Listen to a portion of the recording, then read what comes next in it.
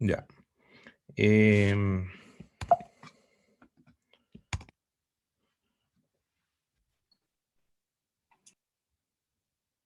bueno, en realidad podemos hacer lo siguiente. Podemos decir que cuando vimos el problema Profe, de... ¿Sí? hay una pregunta en el chat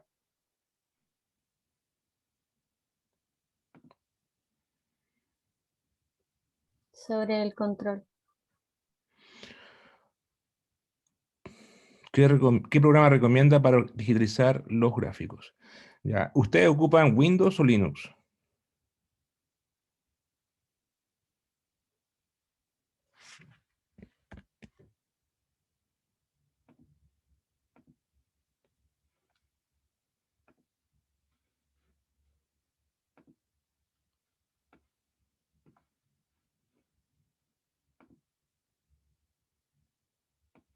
Windows, Linux, ya. Mac. A ver, no sé si quizás yo recomiendo este programa que se llama WebPlot Digitizer. Corre en Linux. No es difícil de WebPlot Digitizer. Es gratis, corre en Linux. No, voy a ver si corre en otro sistema operativo. Ustedes cargan una imagen, le dan el eje X, ven acá a la derecha cómo se puede digitalizar ahí los puntitos. Ustedes le dan el eje X. Ah, creo que este se puede hacer en línea. A ver, voy a probar. Primero van a archivos, cargan una imagen, buscan un archivo, JPG o NPG, o sea, o PNG. Voy a cerrar esta cuestión. Voy a buscar un archivo. A ver, por ejemplo, usted tiene que hacer un JPG primero. Eh,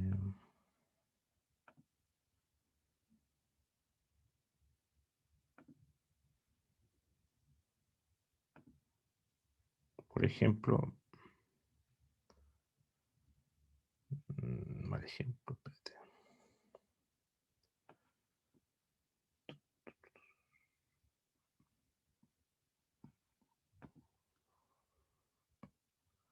Ya, por ejemplo, esta es una figura PNG, la cargó en línea, y aquí dice, oh, que bueno, aquí pueden hacerlo en línea. O sea, ni siquiera necesitan Linux ni Windows, o sea, da lo mismo. Alinear ejes, ¿ya? Alinear ejes, ¿qué significa eso? Dar el X1, el X2 y el Y1 y Y2 en coordenadas para que sepa dónde está el origen. Entonces, por ejemplo, aquí el X1 va a ser este punto, menos 74, como menos 26. Después le dan el eje, el X2, puede ser, ustedes lo dicen, pero tienen que darle el número correcto. Ahí puse el X2. Después voy al Y1, que va a ser este punto. Y después el punto I2, que va a ser este punto. Entonces ahora después dice completar, y aquí tienen que colocar bien los puntos. Por ejemplo, el punto X1 era el menos 74, según la imagen. Ya tienen que dar los menos 74. El X2 era el menos 66. Después tienen que darle el I1, que era el menos 20. Y después tienen que darle el menos 26. Este programa también lo pueden bajar, si no tienen internet o tienen internet intermitente, lo pueden bajar e instalarlo. En Linux, por lo menos. No sé si en el otro software, o si no lo ocupan en línea nomás. Ya, una vez que doy los ejes, o sea, le doy los puntos X1, X2, Y1 y Y2, ahí está calibrado. Esto es para calibrar los ejes. Pongo OK y ahora puedo empezar a digitalizar cosas. Por ejemplo, dice aquí Add Point. Pongo Add Point aquí. Y ahora puedo empezar a digitalizar cosas. Por ejemplo, qué sé yo, voy a digitalizar el salar de Atacama, que esta figura que está acá. Pongo un punto, ahí lo dibujo. Pueden ver el cuadro a la derecha, acá arriba, que para ver la imagen más grande. pongo otro punto, otro punto, otro punto, otro punto, otro punto, otro punto, otro punto, etc. Y usted tiene que digitalizar con bastante precisión y con buen pulso. Ahí ya formé una figura, un polígono, y digo View Data, ver datos, y ahí están los datos. Ahí está cada punto que yo digitalicé o que yo pinché, y estos datos los bajo, download, y bueno, permitir. Y ahí bajó un archivo ASCII. Y ustedes van después a, a su carpeta de descarga, por ejemplo, y ahí está el archivo que bajé recién. Lo voy a abrir. Lo voy a abrir con Xcode.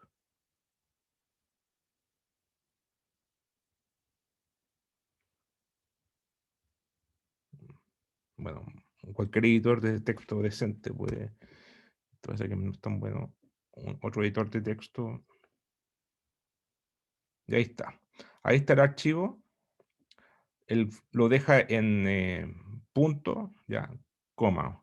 Bueno, ustedes para leerlo en MATLAB tienen que sacar estas comas.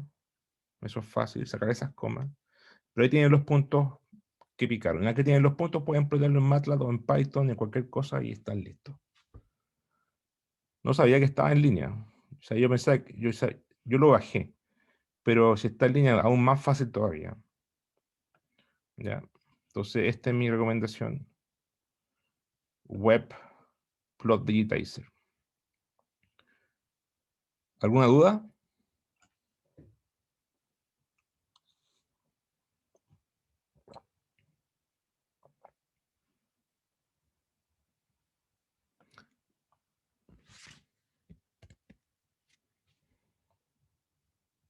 Pueden hacer más cosas. Pueden, si se quedaron en un punto, lo pueden borrar. Después pueden pinchar de nuevo.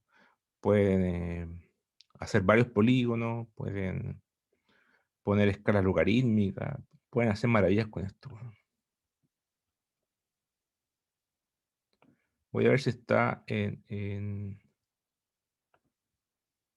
está en vivo.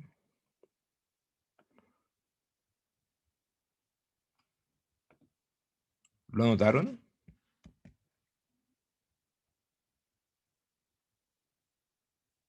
Sí, profe. Voy a poner en el chat, a ver.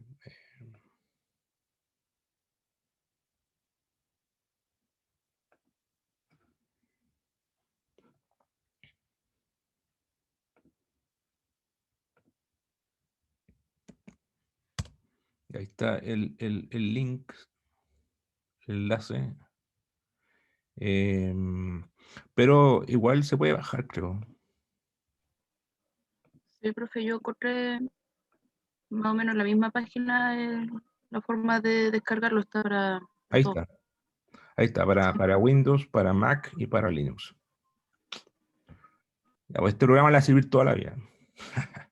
No solamente para este curso, cuando hagan la tesis, cuando tengan que extraer figuras de otros papers y rehacerlas y ustedes quieren ponerle sus datos encima, todas esas cosas se pueden hacer.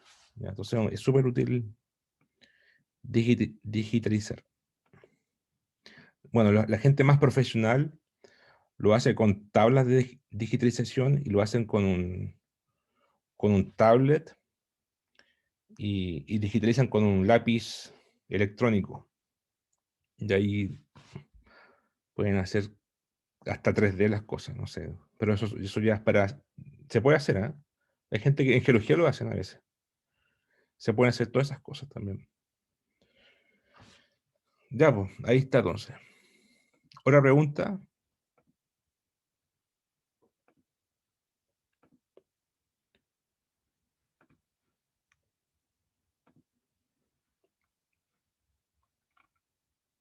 Ya sigamos entonces con el curso. Fallamiento. Ya, antes de entrar a fallamiento, quería hacer una introducción nosotros terminamos con elasticidad, vimos el tema de que es la tarea misma, ¿cierto? El abombamiento, el outer rise, que es justo antes de subductar la placa oceánica.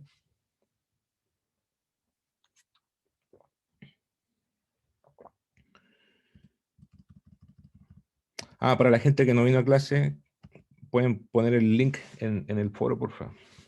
Ya.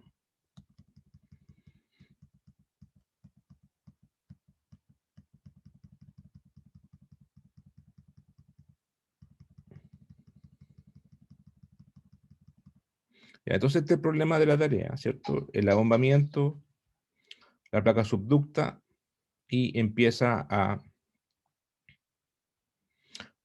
subductar, se abomba, y después aquí se empieza a hundir y entra a la fosa y subducta. Entonces nosotros calculamos la flexura con, con esta ecuación diferencial, resolvimos la ecuación, nos daba esta solución final, esa que está ahí. Ahí está la dependencia entre xb, x0 y alfa. Así que yo puedo reescribir esto en función de alfa, es lo que se pregunta en la tarea, eso es trivial. Lo que quería mostrarle ahora es lo siguiente. Ahí tenemos w de x. Ahora, si vamos a ver lo que está pasando en la litósfera, esto se empieza a flectar, se empieza a bombar y después a subductar. Y tenemos que en la parte de arriba hay tensión, en la parte de abajo hay compresión, ¿cierto?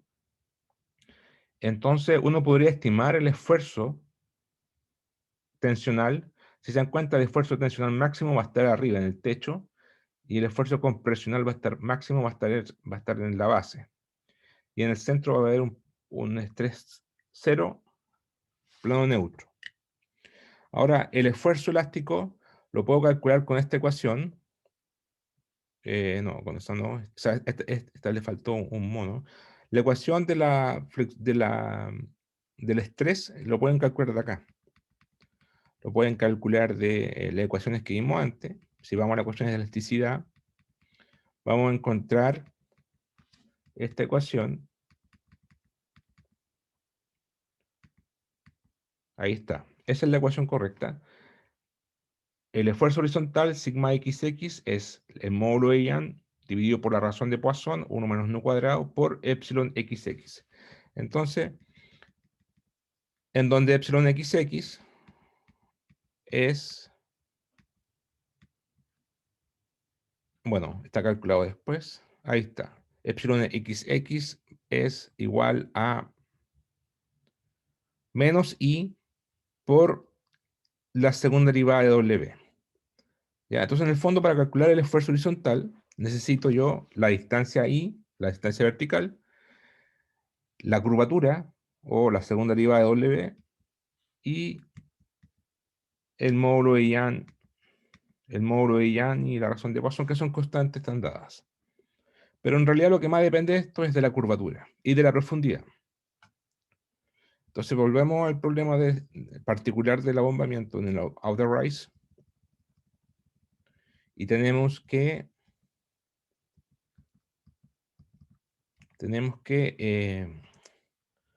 esto hay que multiplicarlo por, aquí faltó un epsilon xx, ahí, epsilon xx.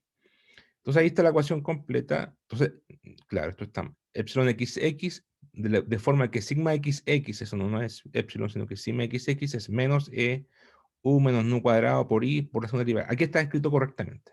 Ya, esto es un mono nomás. Aquí está escrito correctamente. Aquí tenemos la dependencia de sigma xx en función de epsilon xx, y el epsilon xx depende de i y de la curvatura con el signo menos. Aquí está el i es positivo para arriba y es negativo para abajo. Si es positivo, esto daría negativo, lo que significa que es tensión, está bien. Y si esto está para abajo, negativo con negativo da positivo, estaría esto con presión, lo que está acá abajo está bien. Ya es, bueno, eso es, en todo caso son simétricos. Este esfuerzo compresivo máximo en magnitud es igual al máximo de tensión. El tema es que si ustedes ven esta ecuación, a mayor curvatura, mayor esfuerzo. Y a mayor profundidad, o más lejos del plano neutro, mayor esfuerzo también. Aquí esto depende de X y de Y en el fondo. X, Y. O sea, en realidad depende de Y, pero también depende de X porque esto depende de X. O sea, si la curvatura aquí en este punto, yo me paro en un punto y calculo la curvatura ahí. Pero me corro un poco para la derecha o para la izquierda y va a cambiar este valor. Entonces, en el fondo, esto depende de X de Y. Ahora, la pregunta es ¿cuánto vale el esfuerzo máximo acá arriba en tensión? Bueno, calculo el módulo, aplico un módulo aquí, y obviamente acá arriba iba a ser H medio, acá arriba iba a ser H medio, y pongo aquí H medio por cierta curvatura. Bueno, pongo valores reales ahora. Entonces pongo un H, qué sé yo, de 30 kilómetros, es un ejemplo numérico. El módulo ya de 100 gigapascales, el nudo es 0,25 y me da que el esfuerzo extensional máximo arriba vale 5,3 gigapascales por 10 elevado a 6 por la curvatura. Ahora la curvatura es, si ustedes podrían calcular la curvatura, si tienen la flexura, si conocen W de X, que la conocen de aquí, derivan dos veces y obtienen la curvatura. Y bueno, si ustedes colocan datos reales, o sea, valores de 0 de X, le va a dar que esta curvatura va a estar entre 0 y valores de 20 por 10 elevado a menos 7 sobre metro. Sobre metro. ¿Ya? Entonces, por ejemplo, si yo reemplazo, bueno, si esto es 0, esto va a ser 0. Ya. Si no está curvado, significa que no hay esfuerzo. Está bien. Si coloco el valor máximo, 20 por 10 elevado a 7 acá, y hago una multiplicación, me va a dar que esto está más o menos del orden de 10 gigapascales. O sea que el esfuerzo tensional acá arriba es de 10 gigapascales. Entonces ahora viene la pregunta. 10 gigapascales en el techo de la litósfera, ¿eso es mucho o eso es poco?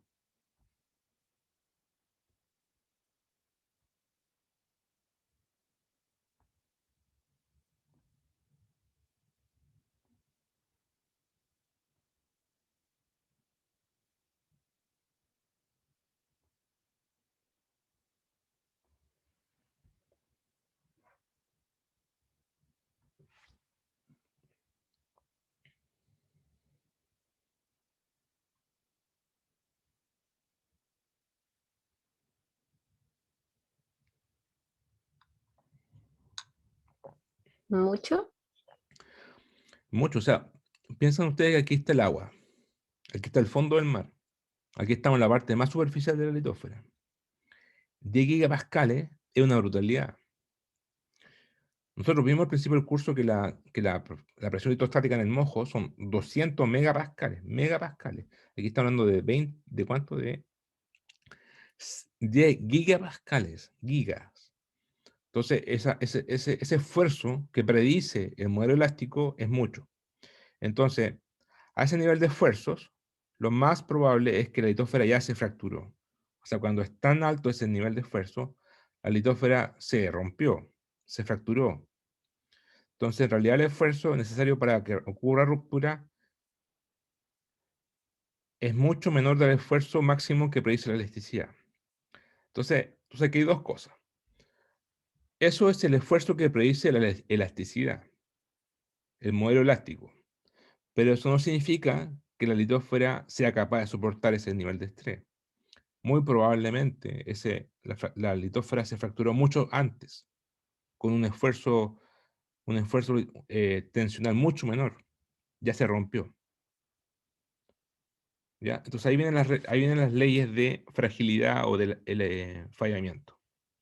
¿Ya? Que es lo que vamos a ver ahora. ¿Cuándo ocurre fallamiento? ¿Ya?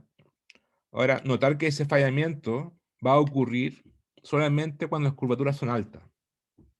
Si las curvaturas son bajas, por ejemplo, por acá, por acá, por acá, no va a pasar mucho. Van a haber fallitas chiquititas o fisuras. Pero si estoy acá con estas fallas muy grandes, esas fallas pueden ser bastante profundas, porque es mucha tensión. ¿Ya? Entonces, ahora vamos a ver cuánto es capaz de soportar la litosfera antes de romperse.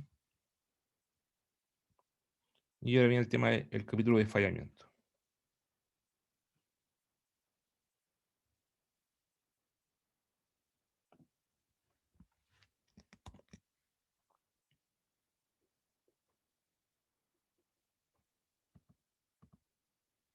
Entonces, antes de entrar con fallamiento,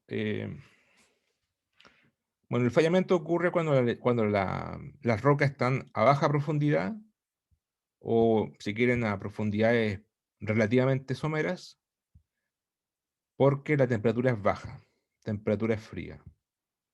Por eso, eso ocurre en la superficie. En profundidad pasa lo contrario. Mayor profundidad, la temperatura es alta y las rocas se comportan de manera más dúctil.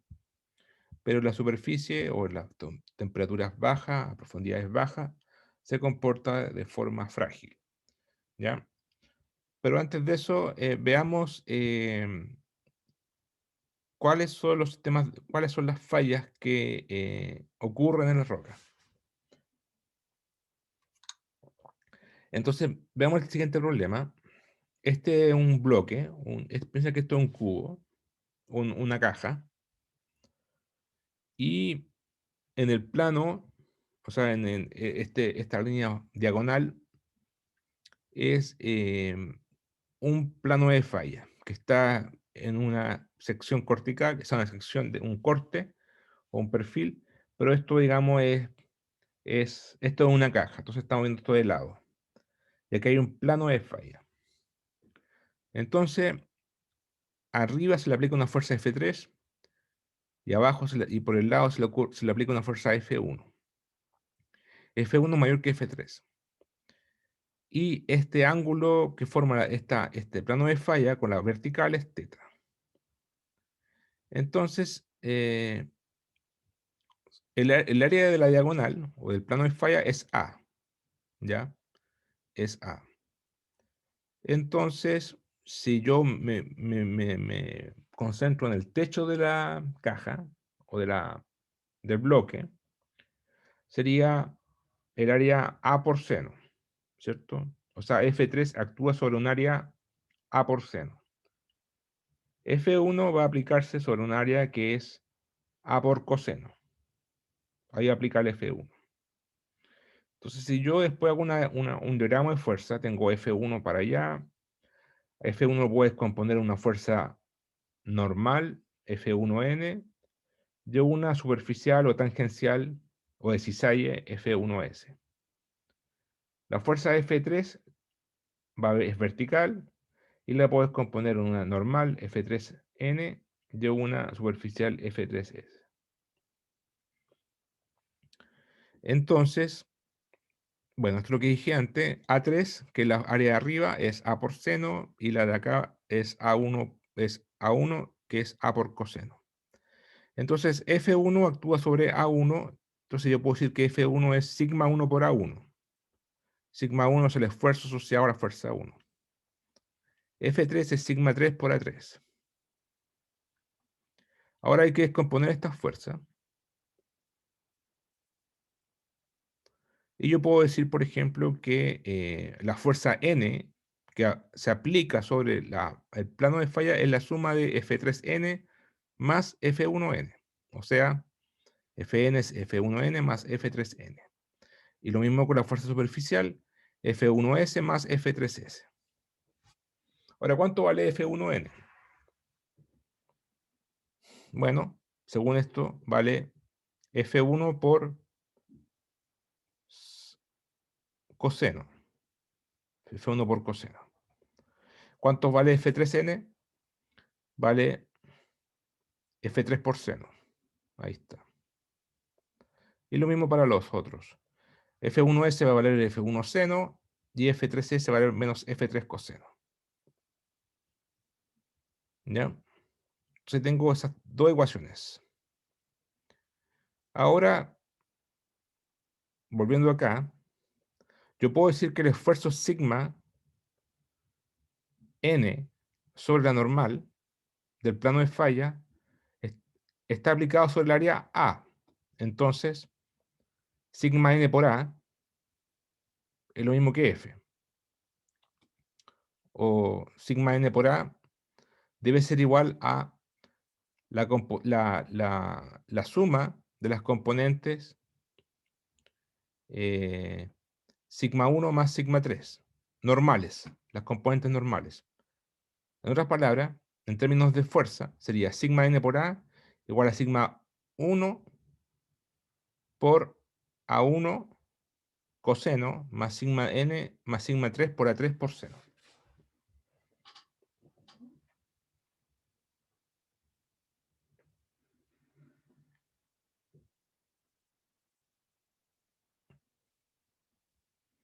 O si quieren ver de otra forma, sigma n por A es igual a Fn.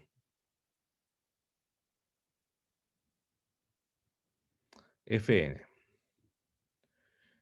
F1 coseno más F3 seno. Y creo que ese F1 es sigma 1 por A1. Creo que ese F3 es sigma 3 por A3. Pero yo sé cuánto vale A1 y cuánto vale A3. A1 vale A coseno y A3 vale A seno. Entonces, reemplazo el A1, el A3 y me queda esta ecuación. Sigma n se va a los A, porque ya lo despejé ya lo reemplacé con esto. Y me queda que sigma n vale sigma 1 coseno cuadrado más sigma 3 por seno cuadrado. Esa es la relación entre sigma n en el plano de falla en función de los sigma 1 y sigma 3 que son producidos por el F1 y el F3.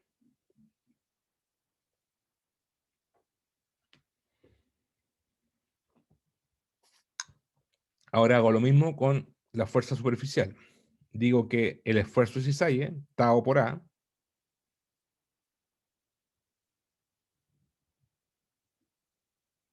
ya, voy a dejarlo pendiente. Ya tengo esto para sigma n. Recordando la propiedad trigonométrica, coseno de 2 teta es coseno cuadrado menos seno cuadrado, es decir, 2 seno cuadrado menos 1, por lo tanto coseno cuadrado es coseno de 2 teta más 1 medios. Y seno de 2 teta es 2 seno teta más coseno teta. Por lo tanto, reemplazo esto aquí y acá también, porque esto es 1 menos seno cuadrado, y me va a quedar con un poco de álgebra que esto es igual a, que sigma n es igual a sigma 1 más sigma 3 medio, más sigma 1 menos sigma 3 medios por coseno de 2 teta. Eso viene de la ecuación 1. Ahora, de la ecuación 2, yo puedo ocupar la ecuación 2. Fs tiene que ser igual a tau por A, porque la fuerza superficial se aplica sobre el plano de falla A por un cierto esfuerzo de cisalle asociado. Por lo tanto, Fs es tau por A. Fs además es F1 menos F1 por seno menos F3 por coseno. F1 sabemos que vale sigma 1 por A. F3 vale, perdón, F1 vale sigma 1 por A1, pero A1 es A por coseno, por ahí está escrito, A por coseno. F3 vale sigma 3 por A3, pero A3 es A por seno, y por el coseno me queda coseno por seno, y me queda esta ecuación para tau. O sea, se va a los A, aquí falta una A, se va a los A, y me queda esta ecuación para tau. Y esta es la ecuación de esfuerzo de cisalle en función de sigma 1, sigma 3 y teta.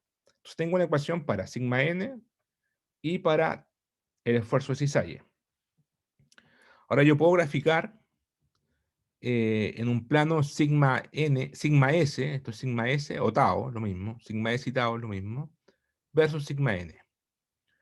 Y ¿cómo relaciono estas dos ecuaciones? Bueno, sigma 1 y sigma 3 están dados, son constantes, y teta es el ángulo que varía, que es el complemento del manteo, o este ángulo de falla, este ángulo de de inclinación del plano de falla, en realidad el manteo es la parte de acá arriba, ¿cierto? El complemento teta, eso es el manteo.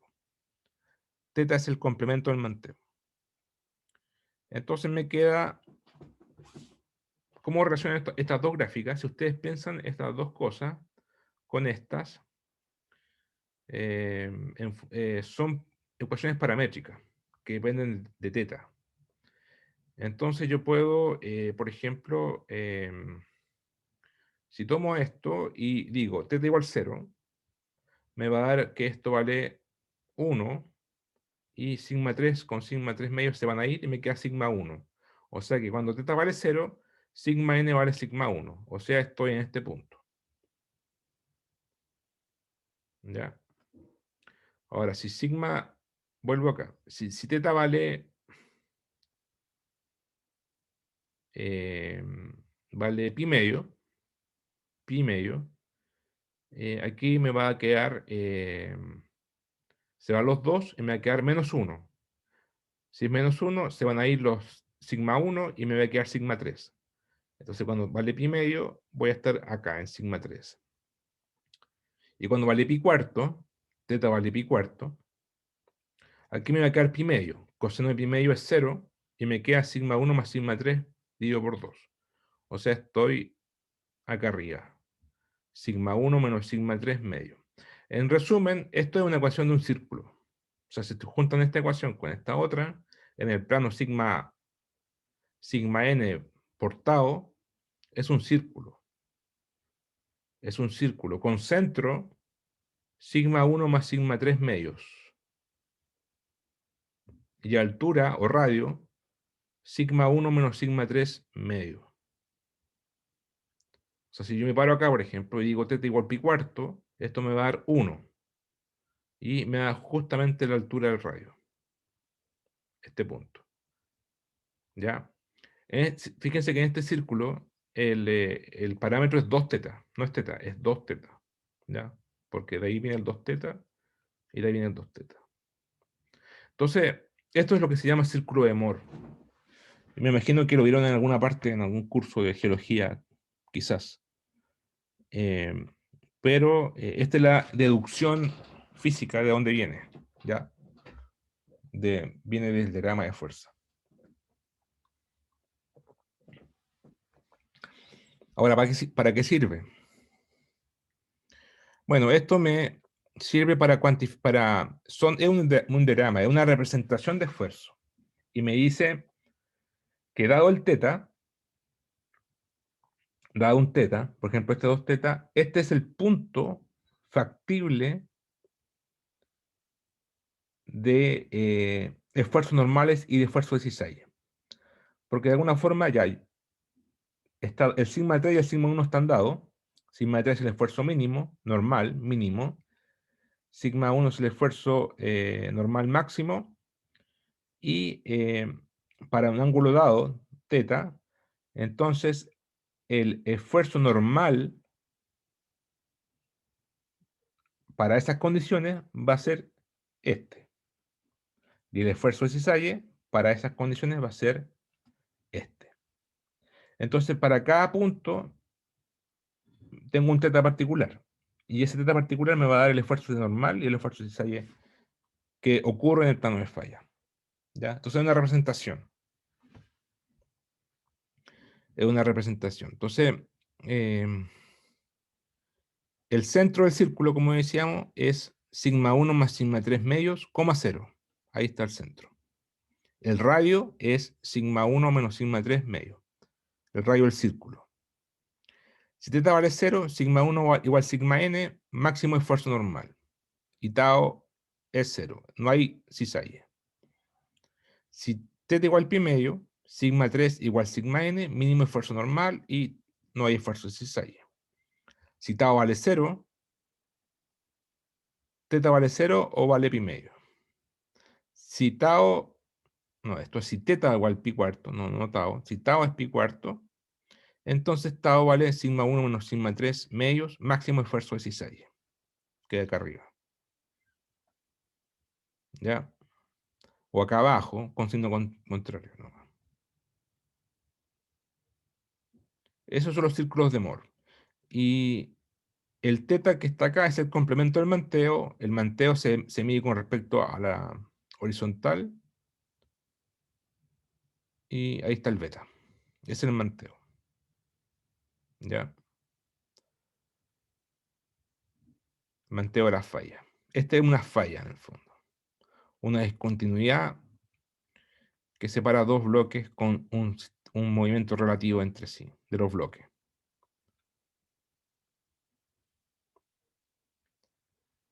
Entonces, volviendo a la configuración, tengo sigma 1, sigma 3, el teta, sigma 1 mayor que sigma 3. Bueno, hay gente que cuando lo miden al revés, ponen el teta. Generalmente esto es compresión, ¿ya? Esto es compresión y esto es tensión. Cuando los sigma 1 y sigma 3 son positivos, son compresivos. Hay gente que me pone el 2 teta acá, a la izquierda, pero nosotros vamos a trabajar con el 2 teta a la derecha, acá. Es decir, vamos a trabajar así. Esto es compresión, acá es tensión.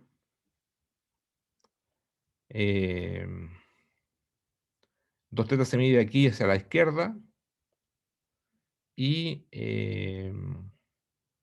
eso. Los sigma 1, sigma 3 positivos son compresivos y acá son tensión.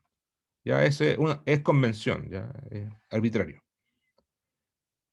Bueno, volviendo al problema, o sea, ahí está la definición, ahí está dedujimos los círculos de Moore y los vamos a ocupar después. Son herramientas que sirven para graficar los esfuerzos admisibles de esfuerzo normal y esfuerzo cisalle, dado un manteo y dado los esfuerzos mínimos y máximos normales.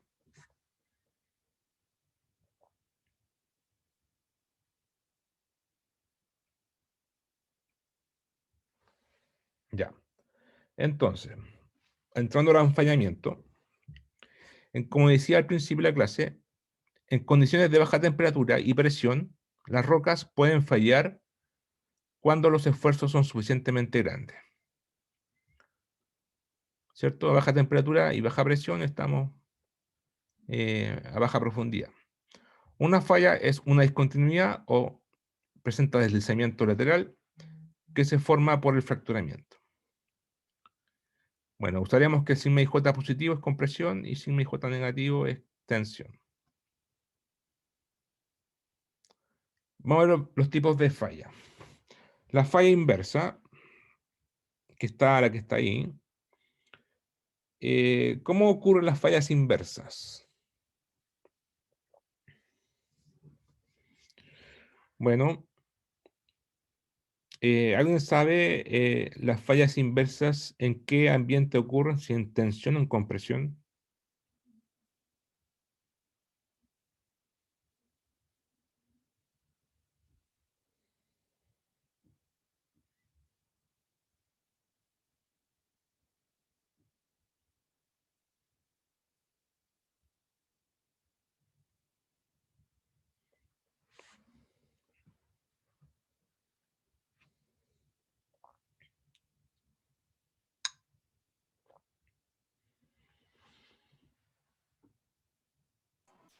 Compresión. En compresión, ¿cierto? ¿Y alguien se acuerda si los manteos son altos o bajos? Los manteos.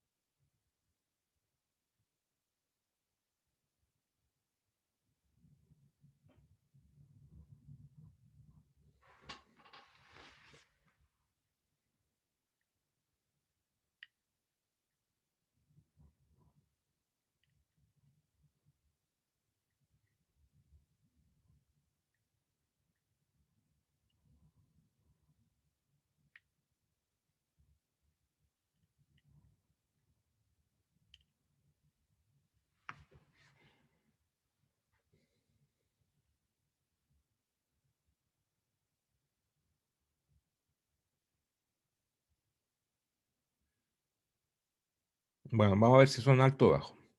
Aquí tenemos una falla inversa y el plano conjugado. Las dos son inversas. Aquí están las fuerzas de estrés, que es compresivo, y ahí está el manteo.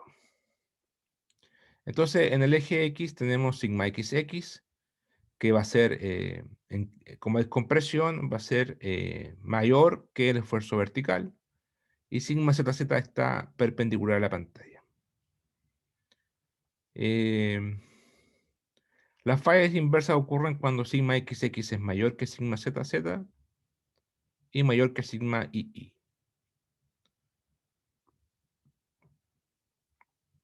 ¿Por qué ocurre eso? Bueno, si no hubiera una fuerza, aquí hay una fuerza externa, tectónica o una falla geológica, una fuerza que produce la falla. Si no hubiera una fuerza externa, no habría falla. Sería todo bajo presión litostática y lo único que ocurriría ahí es compresión y procesos de compactación, pero no habría falla. Entonces, para que ocurra una falla, necesitamos una fuerza externa. Y una fuerza externa es sinónimo de hablar de esfuerzo diatórico, de un esfuerzo que destruye la isotropía. Y por eso, como hay un diatórico, no son todos iguales. Si fueran todos iguales, sería presión litostática. Pero como una es mayor que la otra, en este caso sigma X es mayor que sigma Y, ahí ocurren ahí ocurren las fallas inversas. Y bueno, ¿por qué eso ocurre? ¿Se puede cuantificar un poco? Sí. En este caso, el diatórico, o la fuerza externa, ocurre solamente en la horizontal. En la I no pasa nada. Entonces, como en la I no pasa nada, se puede decir que en I solamente tenemos el esfuerzo litostático. Sigma II es rho g I. Pero el sigma XX sí tiene una fuerza externa, un diatórico, que se denota por delta sigma XX mayor que 0. Ahora, notar que sigma ZZ no es 0, ni tampoco es solamente la presión litostática. Porque, bueno, si no hubiera una falla externa, o sea, si no hubiese una fuerza externa, sigma ZZ sería igual a la presión litostática, o sea, rho g I. Pero, como hay compresión aquí, yo comprimo esto, si esto se podría desplazar hacia la pantalla, es decir, podría tener un movimiento de rumbo perpendicular a la pantalla. Y para que no ocurra esa deformación, sigma ZZ no es 0. Sigma ZZ debe ser distinto de 0, de modo de detener el desplazamiento en ZZ, y de modo que de esa forma el esfuerzo, la deformación en ZZ sea 0, debido a que el esfuerzo en delta sigma ZZ existe. O sea, una fuerza lo detiene a que se desplace perpendicular a la pantalla. Es decir, impide el movimiento de rumbo, o la deformación de rumbo, o deformación de cizalla. Entonces, ahí está la explicación. Dada la geometría de las fallas, es natural asumir que no existe deformación en Z, y podemos ocupar, bueno, por otra parte, podemos asumir elasticidad en el eje Z. Entonces ocupamos las ecuaciones de deformación plana, y se tiene que delta sigma 2 es 0 porque el esfuerzo diatórico en I es 0, solamente el litostático. Me va a quedar que delta sigma 3 o delta sigma Z va a ser nu veces delta sigma 1. De esa forma, delta sigma ZZ es nu veces delta sigma XX. Y ustedes se recordarán que nu, la razón de Poisson, es menor que 1. De esa forma, queda claro que sigma ZZ es menor que delta sigma XX. Entonces yo puedo escribir sigma ZZ como rho GI más delta sigma ZZ igual a rho GI más nu veces delta sigma XX. Y de esa forma, sigma XX va a ser mayor que sigma ZZ. El sigma X contiene el esfuerzo deviatórico externo total en la componente horizontal. Este es mayor que el esfuerzo en sigma ZZ, y este a su vez es mayor que el esfuerzo en I. Debido a este esfuerzo deviatórico es que se produce la falla inversa. Y la falla inversa tiene bajo ángulo. Tienen bajo ángulo. ¿Por qué? Porque aquí tengo que comprimir y subir este bloque.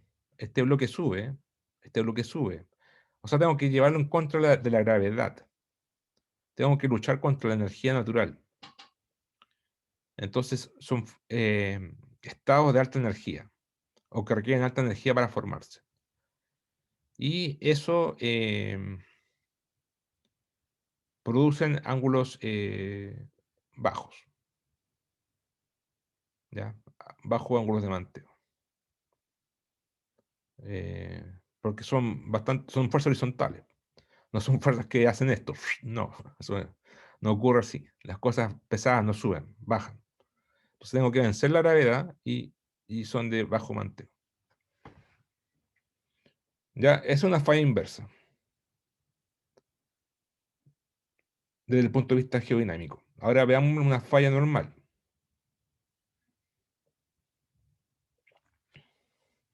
La falla normal ocurre en tensión, ¿cierto? Lo contrario de la falla inversa, que ocurre en compresión, las fallas normales ocurren en tensión.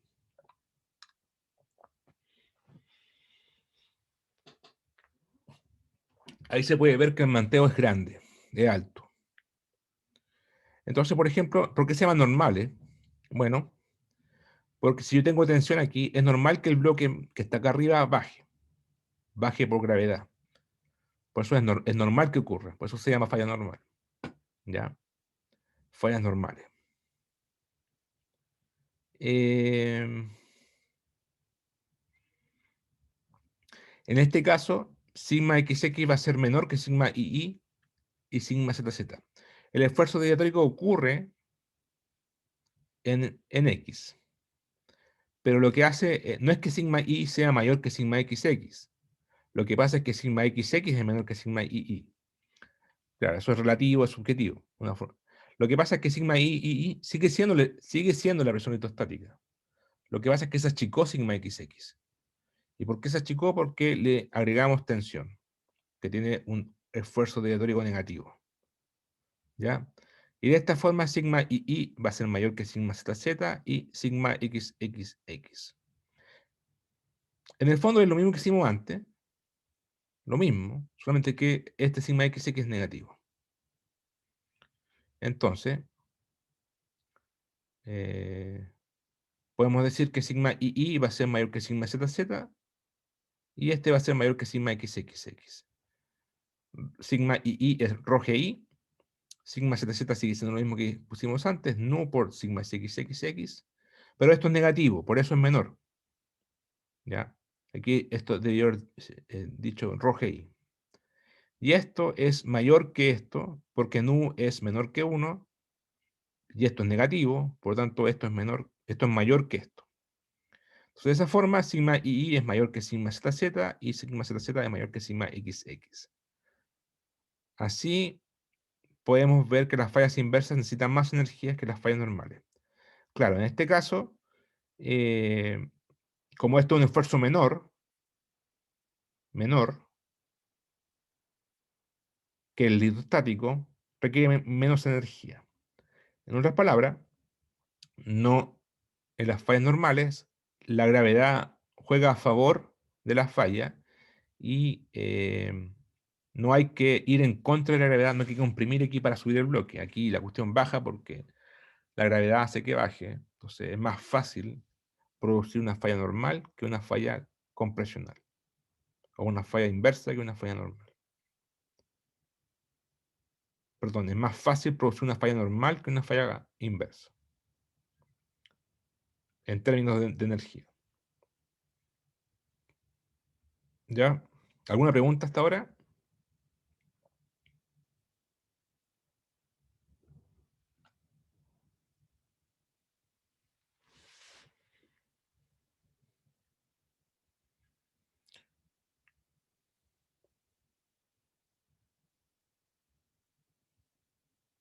Bueno, veamos la falla de rumbo. Las fallas de rumbo están en el plano. O sea, están vistas desde arriba. Están en el eje XY. O XZ. XZ, ¿ya? Y tiene movimiento lateral. En este caso tenemos, por ejemplo, un cisalle producto de un esfuerzo que va vertical, compresivo y tensional en el eje X. Y aquí en el eje Z va compresional y aquí va tensional. Ah, no, es lo mismo que esto. Es lo mismo que esto, pero solamente con el plano conjugado. ¿Ya? El plano conjugado. Las fallas conjugadas de rumbo dextral. ¿Ya? ¿Por qué es dextral? Porque si me paro en este punto y miro el bloque contrario, se mueve para la derecha. ¿Cierto? Eso significa dextral. Si se mueve para la izquierda el bloque, sería sinestral. En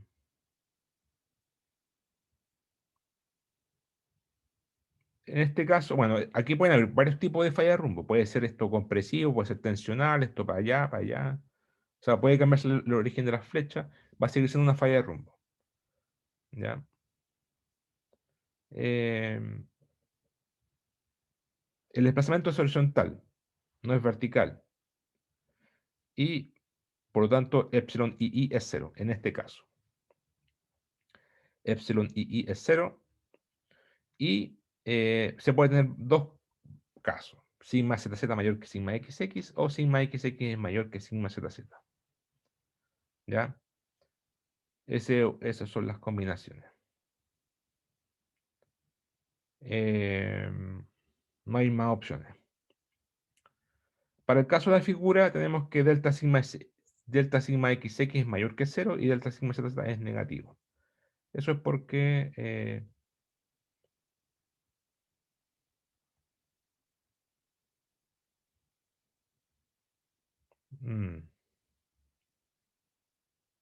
delta sigma XX es mayor que delta sigma Y. No estoy seguro. Pero bueno, igual pueden ser al revés. Pueden ser al revés. Es como se mide las flechas. Es como poner las flechas, el origen. Tiene que ser contrario, sí. Si este va compresivo, este tiene que ser tensional. Porque si fuera todo compresivo, no habría rumbo. No habría deslizamiento cisalle. No habría deslizamiento de relativo. Ya tiene que tener sentido contrario. En términos de magnitud,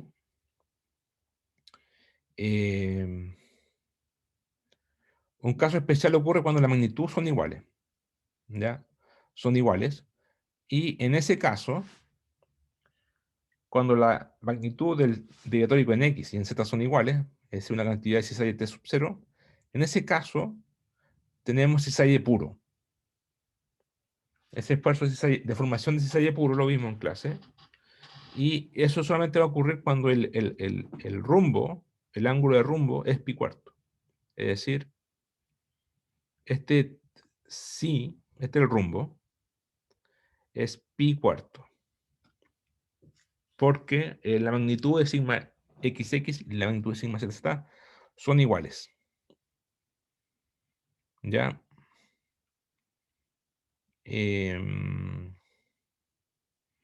Cuando eso ocurre, cuando es pi cuarto, eso es cisalle puro.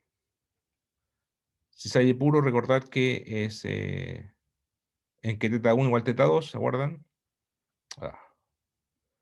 Y ahí está, delta sigma z a delta x es igual a delta sigma x a delta z. Esto es θ1 hasta θ2 de la terminología que ocupamos en deformación, en el capítulo de formación, y el manteo o el ángulo cisalle es pi cuarto.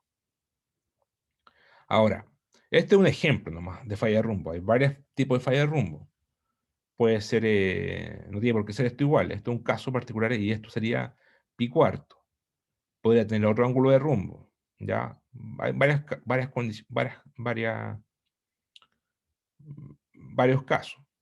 Ahora, en la vida real, el desplazamiento de una falla tiene componentes de rumbo y manteo. Claro, al principio nosotros vimos que solamente vimos las fallas normales, las fallas inversas, que son fallas de manteo,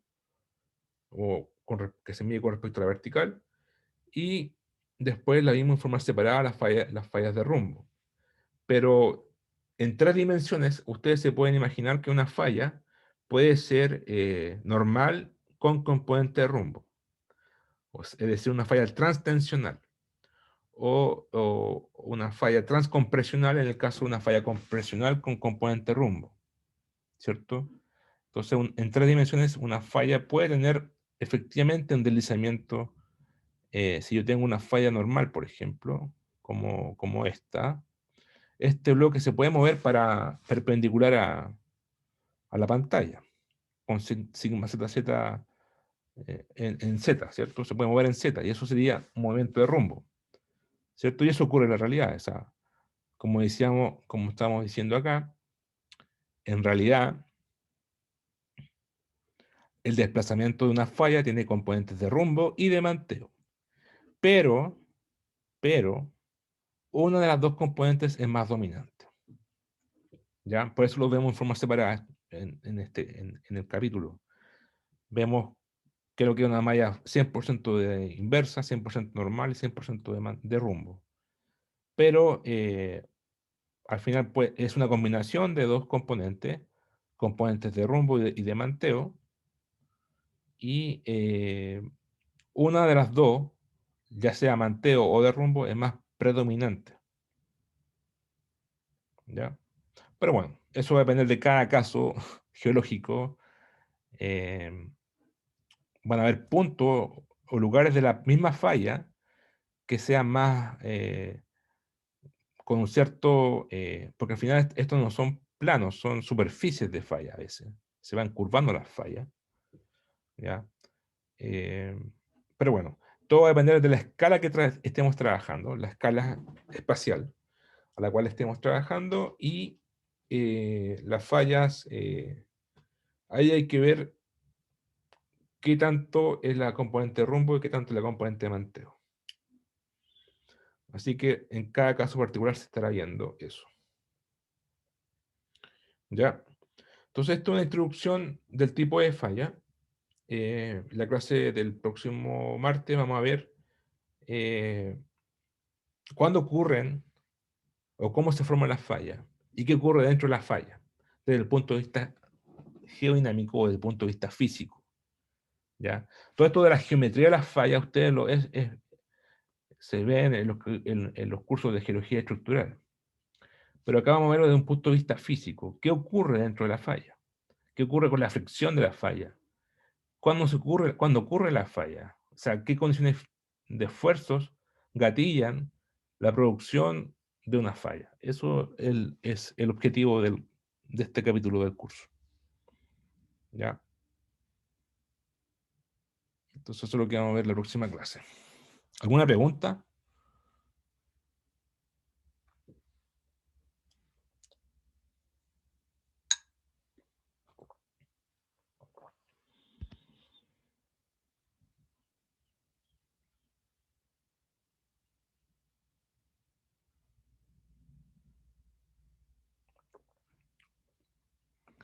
Bueno, parece que no. Entonces, hasta el próximo martes. Chao, profe, gracias. Chao. Chao, que Sí, estés bien. profe. Profe.